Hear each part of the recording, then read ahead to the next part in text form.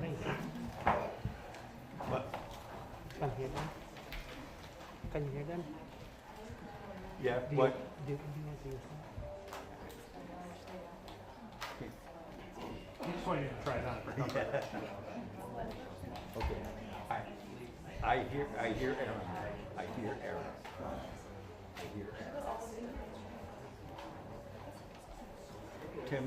Tim, I'm here. I don't have off air. I'm here now. I have off air. You can hear them. I have, and I could hear Aaron before. Right there. You can hear them.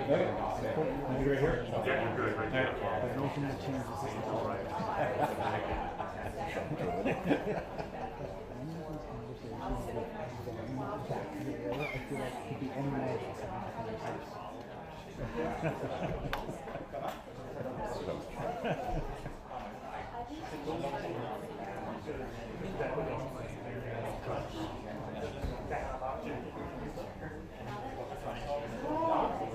We're going back to the original plan.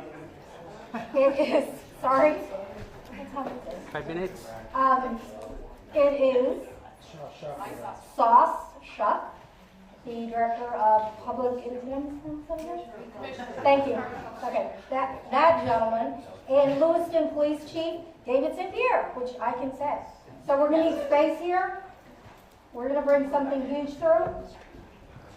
Okay? It's a chocolate. Someone's wire.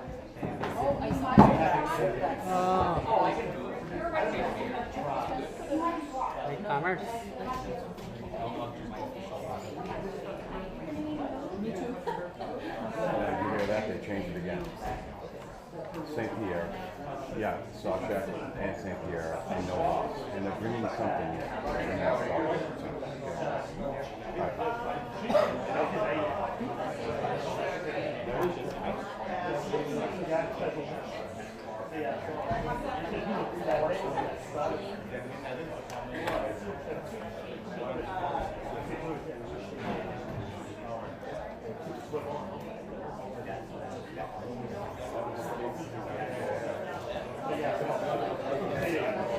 Hey, can you grab my tripod and show me again?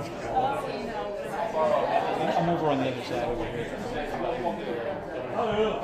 On the side over here. Can you grab my tripod though and just leave it against the wall or something? It's over where we were when we first came in. Yeah. Yeah, right next to you, right? Look in front of you. Go left. No, on the floor right there. Yeah. Okay. Just put it somewhere safe. Thanks. Thanks.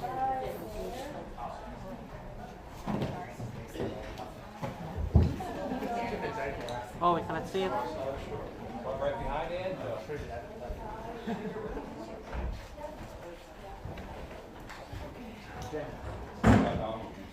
Right side. Good shot of my ear. Check 1, 2, 3. We're starting right now.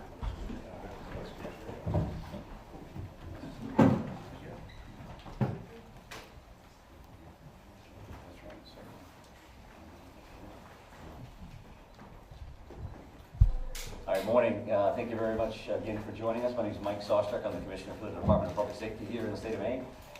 We are going to give some further details from an operational standpoint of what happened overnight and kind of where we're going from here.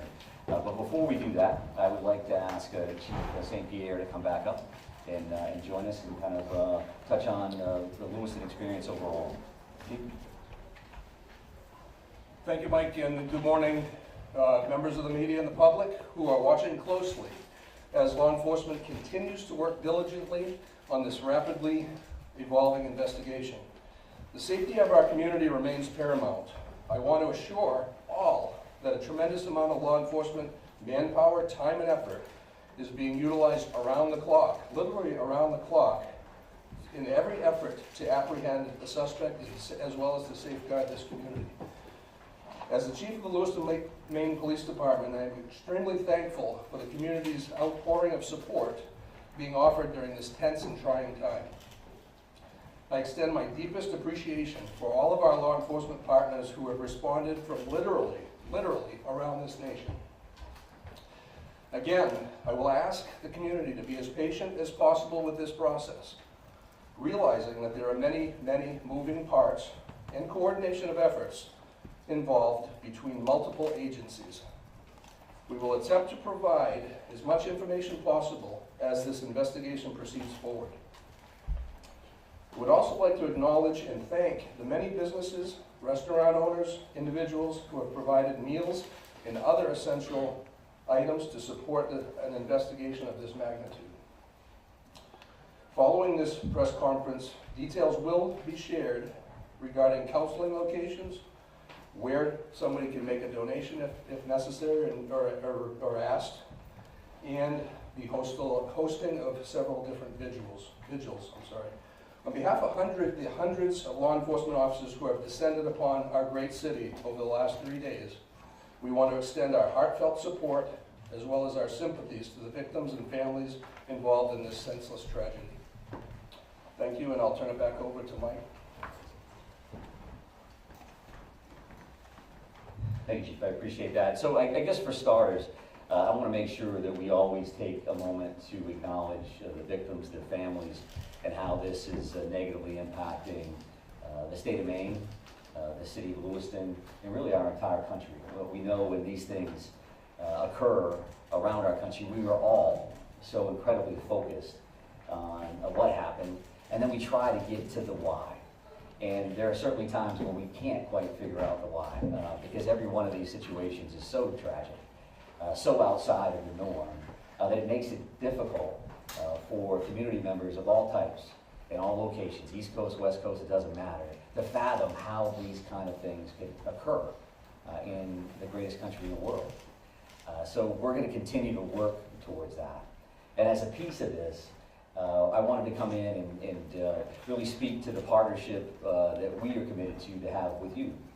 And as we start to really flow into an operational period, we have more of a pattern to see what we're doing day in and day out. I'm going to commit to you to have a morning briefing every day at 10 o'clock right here in this location. As you can imagine, some of those briefings may be longer than others, but I want you to know that you're going to see us in the morning. And we're going to go over what happened overnight, and we're going to kind of talk about what the plan of the day is. And I'll speak to that plan of the day here in just a second. I would also say that we will certainly be considering afternoon briefings as well. If something new came up or something that we believe would be helpful for you to know and the communities to know, then we'll get back to you. Either way, you will receive a communication from our PIO, Shannon Moss, either saying we're going to have a briefing or we're not. So that you kind of have some idea of what your day and your afternoon is going to look like as well.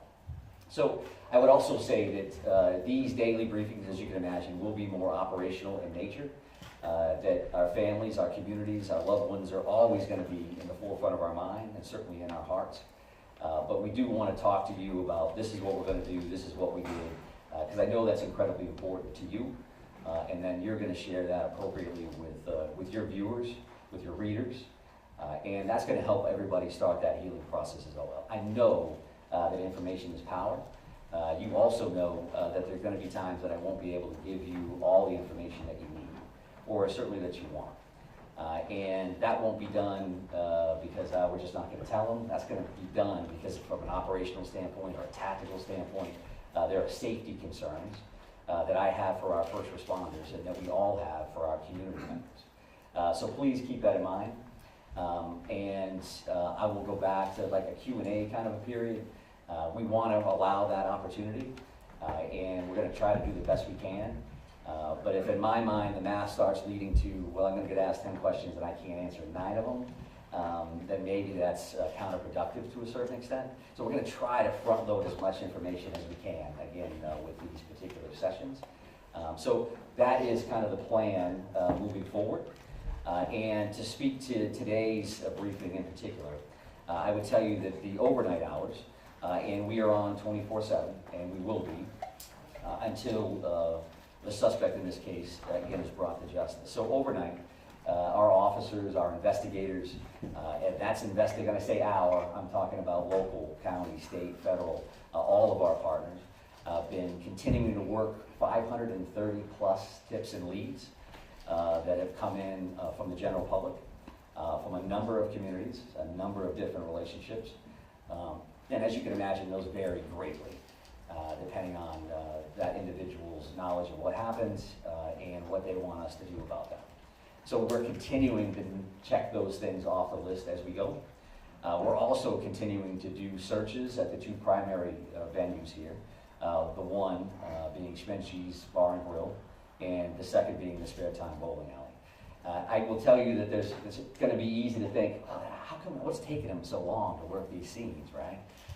And because everything we watch gets solved in an hour, and it's all taken care of. But in order for us to do our jobs, to be professional about what we do, be respectful of the victims and the families that we're working with, in the process within which we work, we have to take our time. We're going to be processing every square inch of these facilities. Not only do you have the victims in question, but every one of those rounds that got fired need to be investigated. Every one of those cartridges that lays on the ground needs to be collected. The vehicles that are in those parking lots, everything that we do around this, we need to be careful, we need to be professional, and that's what we're committed to do. So I would expect that we're still days away from completing those particular investigations, those particular crime scenes. So you'll continue to see us at those locations without question. And because of that, there are also affidavits, and affidavits are essentially the first step in a search warrant or an arrest warrant or whatever that looks like. So we're continuing to draft affidavits, ultimately for search warrants around any kind of digital media that we're hoping to attain or investigate. That could be phones, that could be computers, that could be video from any location. So our officers, our investigators continue to work on that material. And so that's a lot of that stuff overnight, as well as using that 3 o'clock, that 4 o'clock in the morning, using that time frame to kind of plan out what the next day is going to look like. So we're trying to get some people rotated through for operational periods. We're going to get them some rest. Now let's plan what the next day is going to look like. We have a morning briefing, which kind of kicks off and says, this is what's going to happen. We need a team to go do this. We need a team to go do that. This is who our team leads are. This is the process. And then we let those folks loose to go do the good work. And we're going to try to share some of that information with you. So as we discuss that, we have some maps and some additional information up here with us right now. I will talk about a couple of these locations here to the best of my ability. Obviously there's a lot of us here, and this isn't ideal as far as these maps go. But if you look at this boat launch overview as an example, this dot here is that Lisbon boat launch area that we've discussed. That's where the suspect's vehicle was located ultimately, that white Subaru station wagon. And I will also say that we'll have these 3 primary maps, but this QR code here, and whether you can get it from your seats or come up after the fact, will give the digital version of those so you have those readily available. You certainly understand how all of that works. So we talk about that boat launch area, and that particular location is 501 Lisbon Street. Pejebscott Landing is at this location. I believe we have some some of our friends from the media that are out in that area now. And what will happen in this general location today is that we will be putting divers in the water along that Androscoggin River, which you see here. And that's going to look like a couple of different things. So the very first thing that you're going to see out there is you're going to see some air resources that will fly over this particular area. And they're looking to see what can we clear from the air. Do I have to put divers in that particular area, or can I tell from the top, based on the current and how muddy the water is and all those other things, can I see to the very bottom here? So that's going to start this entire process. Then there's going to be some screening and some divers that are actually in the water that may start on this side by the boat launch and will continue on this side. I would envision at some point that we'll be moving over to these particular locations here for ground searches as well. So that's gonna look like a bunch of different things. So they could be dragging a diver behind them, literally, while that diver is checking for evidence, checking for potential bodies. And I would also say that while this is gonna look like a major focus today with a lot of people, we have a lot of other irons in the fire. So I'm not saying that the suspect, we know the suspect is in the water and this is what we're doing. What I'm telling you is you're gonna see a lot of activity here, and I'm gonna tell you that in advance. We've got nothing to hide in that regard at all. So then you're gonna have some sonar as well that's gonna be utilized here. And that can look like a couple of different things. A remote operating vehicle, an ROV, is divers could use that. And that will look like a pod under the water. And that is looking for sonar, so picking up shadows, if you will. What does that look like? Could be a log, could be anything under there. And our divers, that dive team, and that, when I say, again, our divers, that's gonna be teams from all over the place. Our Maine Warden Service is heavily involved in this. We work with them all the time. The Maine State Police dive team will be in the water and will be leading this initiative. So that's what we'll see here with a couple of different kinds of sonar. And then along the shoreline, you're gonna see a line search, if you will. That means literally officers on line as they're working that shoreline. And of course, they're looking for evidence. They're looking for anything that may help them down the road. Now, I say you'll see this because for us, we want to make sure that we're working with you. So there is a church parking lot across the road here. And there's also some parking available on this side of the road. Mark Laddie, who is the PIO for the Maine Warden Service, and some officers will be in this area to assist. So if you decide that you want to go to that location to pick up video and see what they're up to, then I think there's some parking opportunities here. This 196 can be busy. This area here happens to be pretty low speed. At least that's what the speed limit is.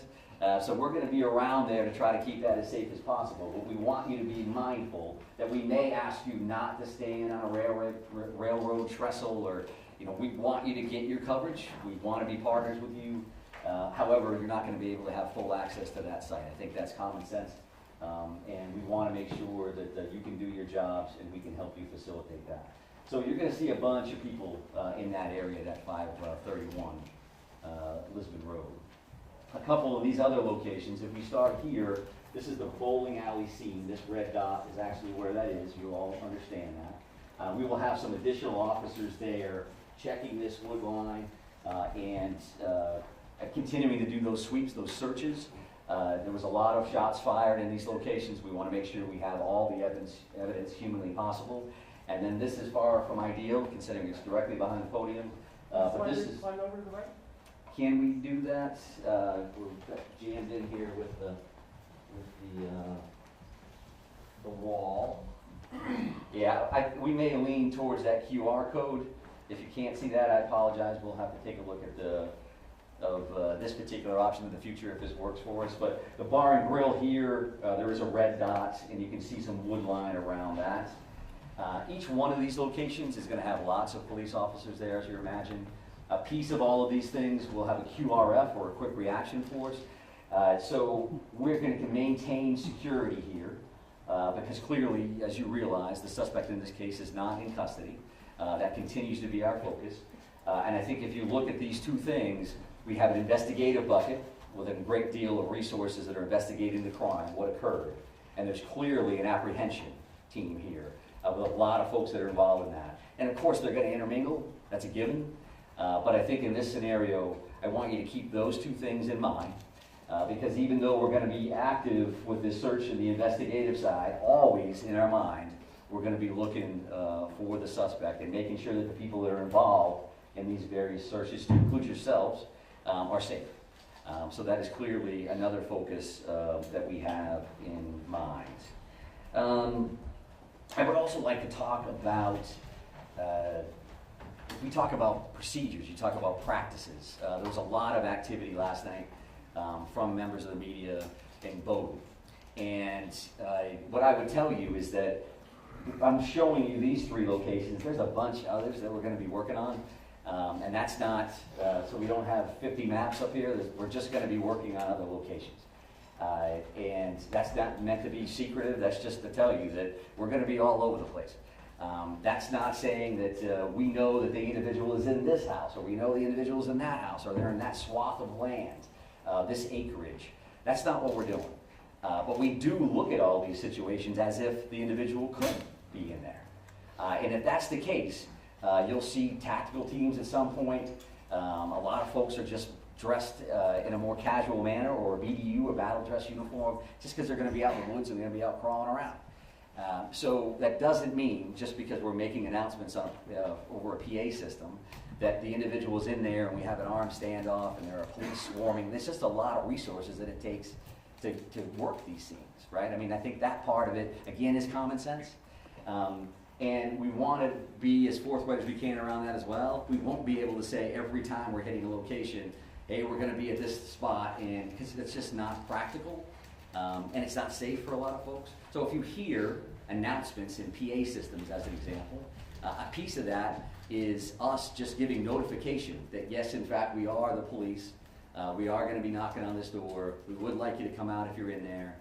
Some of that is case law oriented. Some of that is best practice.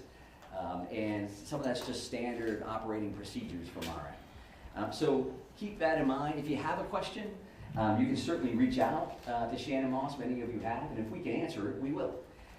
It may not be immediate, but we're going to do the best we can to do that. And I think we'll be better at that, again, as we kind of get into this flow. Now we know what we're working with. It's starting to settle in as much as a tragedy like this can. And again, we want to be good partners with you across the board. Let me just take a look and make sure I've covered everything that I wanted to cover. I would also say that this is a big deal here, this particular link, and Shannon will be sending that out through her media list. So this is a digital tip line. And what a digital tip line would mean is anybody, yourselves included for whatever reason, if you've got a photo, if you've got a video of what happened, or something that you think is evidentiary in nature, you think that it would be valuable for us to have, you can upload that information through that link. And that link stems from best practice in other communities where tragedies like this have occurred. That a lot of people have a lot of information. Where does it go? Maybe this is the key. I don't think they know that. Or they probably do know that. 75 other people sent it to them. Send us to us anyway.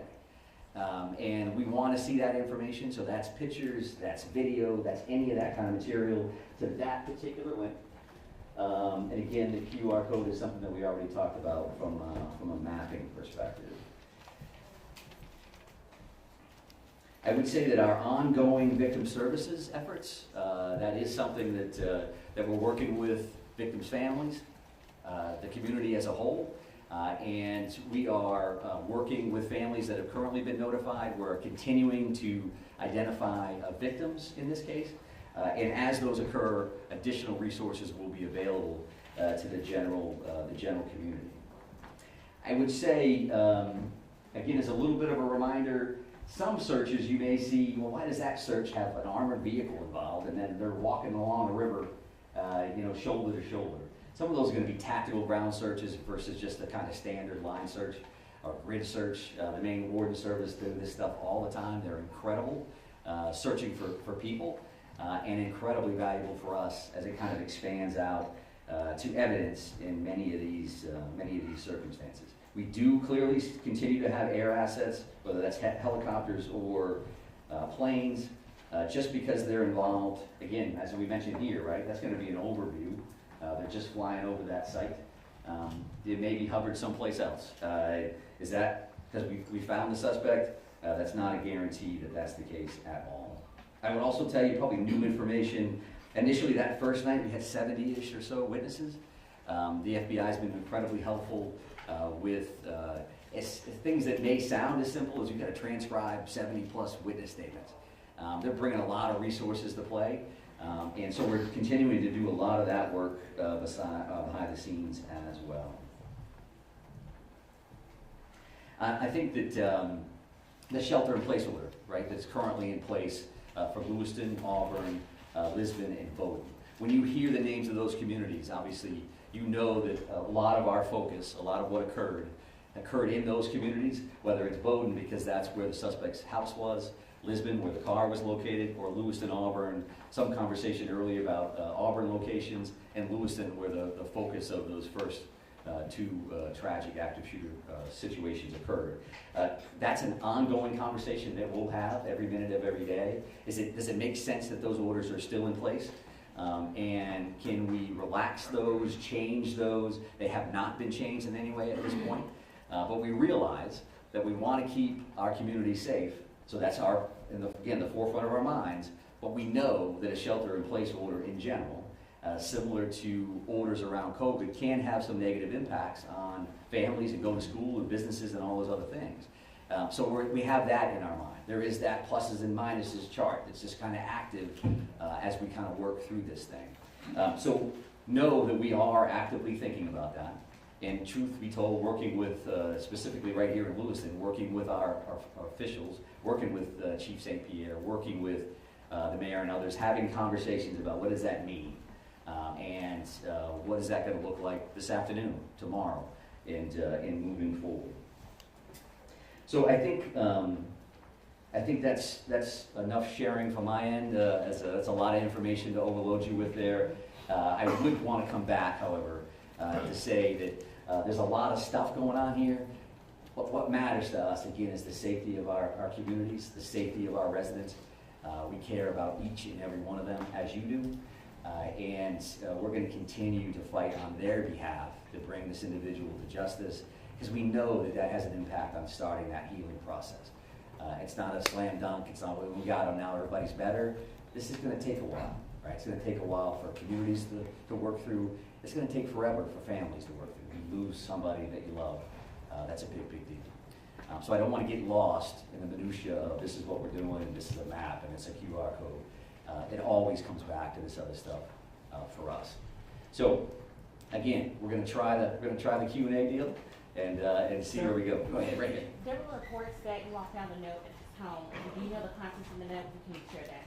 Yeah, so we've heard the same thing, and there was a note at one of these residences. I'm not prepared to really talk about what that included.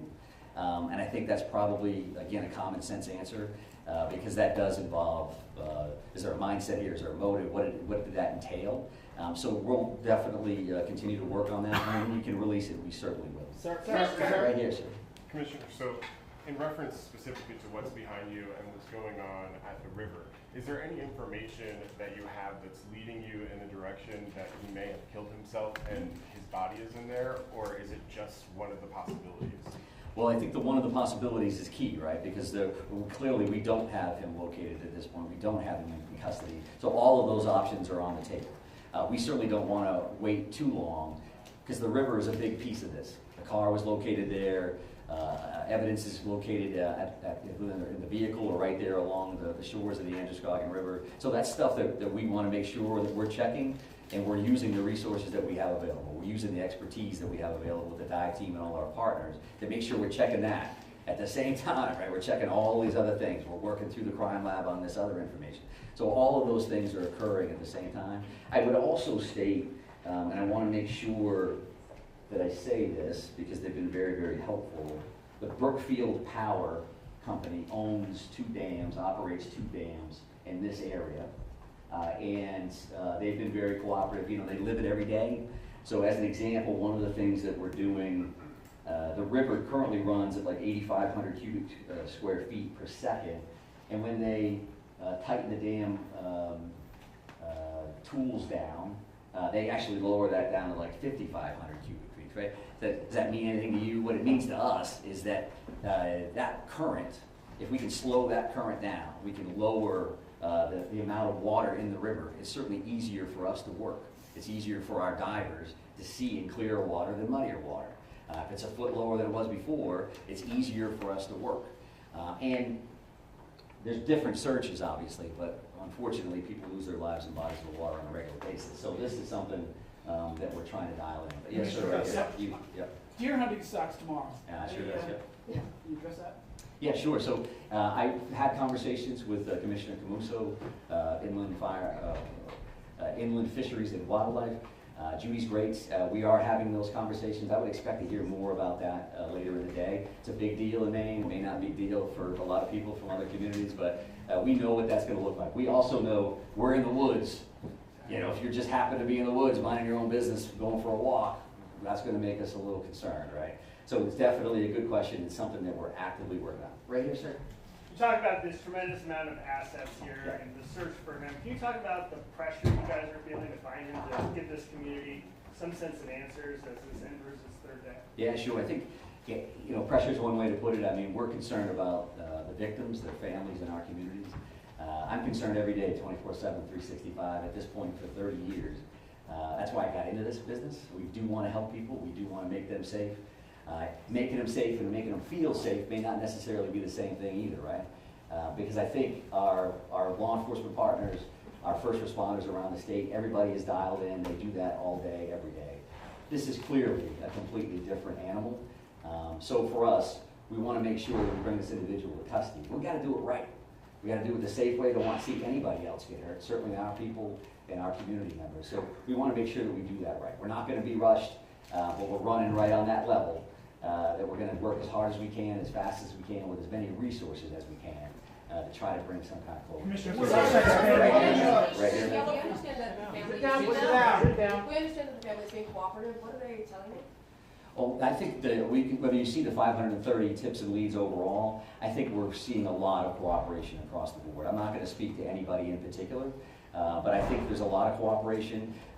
There's a lot of compassion here. There's empathy that people understand what happened here. Not only to the victims, but again to the state and to our country. So people are coming forward, they are participating in the process, and that's just the nature of it. I'm not sure I answered it, so go ahead and follow. Yeah, I'm so sorry. That's okay. Specifically the family of the suspect, we understand they are cooperating. What are they telling you and how are they helping you in the investigation? Yeah, so I won't speak again specifically to what anybody said one way or the other, but we do appreciate everybody's cooperation because we know that this is difficult for everybody. No matter how you could be the neighbor of somebody. This is tough for people to digest and to understand and to try to work through. Commissioner, right here, sir. Thank you very much, sir. Yep. Specifically, warning. Forget about information. Family has told multiple news outlets that there were warnings provided to law enforcement.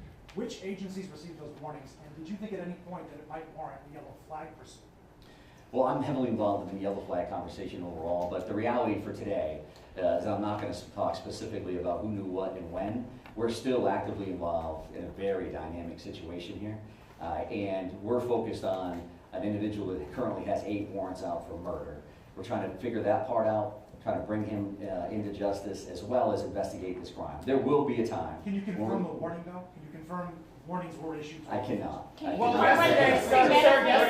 Yesterday, the Senator Collins said that the yellow flag law should have been enforced in this situation. So as you stand here today, what is your response to that? And also, as you stand here today, was law enforcement notified of the threats that he was making, of his condition?